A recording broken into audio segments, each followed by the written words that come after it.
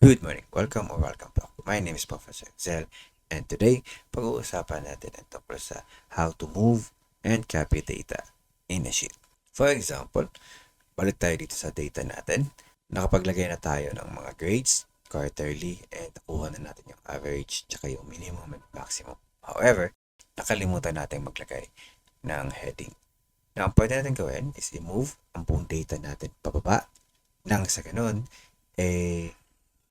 may space sa taas for our new data.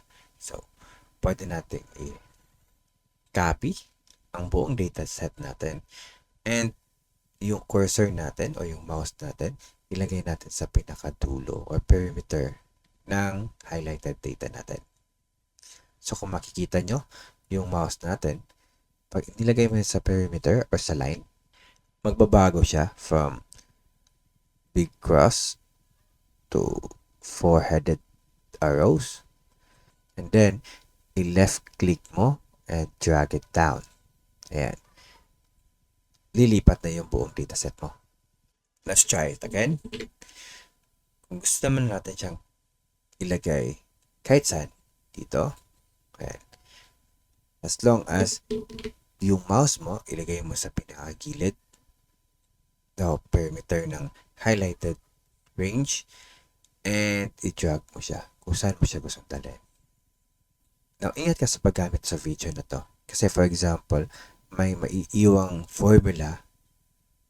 For example, dito, ito ay naka-formula. Ang target niya is from B to E, column B to E. Yan, B to E. Once na nailipat natin itong column B to E, and may mga formula or dependence siya na nasa labas ng range mo. For example, ito ililipat natin.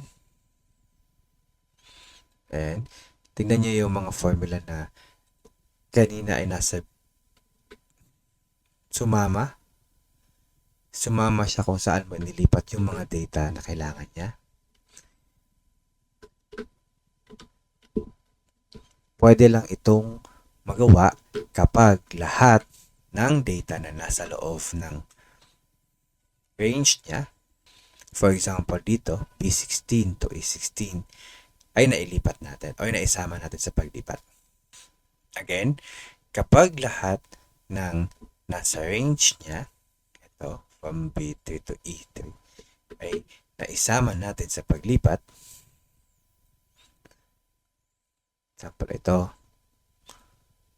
inilipat natin, hindi magbabago yung formula at kukunin niya pa din kahit saan mo ilipat yung dataset.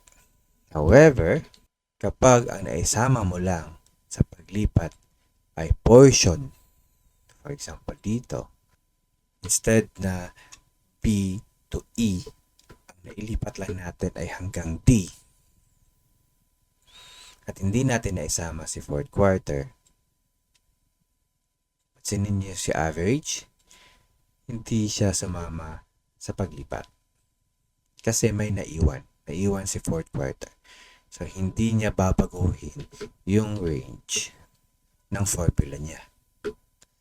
So, be careful with that. Kasi baka may maapektuhan na mga formula na hindi sakop sa ginalaw mong dataset. Again, kapag inilipat mo ng buo ang lahat ng data na nakapaloob sa mga formula, hindi magbabago ang formula at hahabulin niya yung mga data na inilipat mo. However, kapag ang nailipat mo lang ay portion ng range niya, hindi natin isinama ito,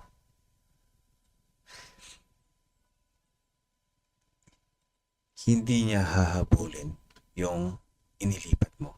Pagkos ay magpapaiwan siya doon sa original na range na ginawa mo. So, yun muna yung lesson natin for today. I hope magagamit nyo to. Again, i-highlight nyo lang yung buong dataset o range na gusto nyo ilipat, and pwede nyo siyang ilipat anywhere. Ingat lang doon sa mga formulas. Again, my name is Professor Excel. Good morning.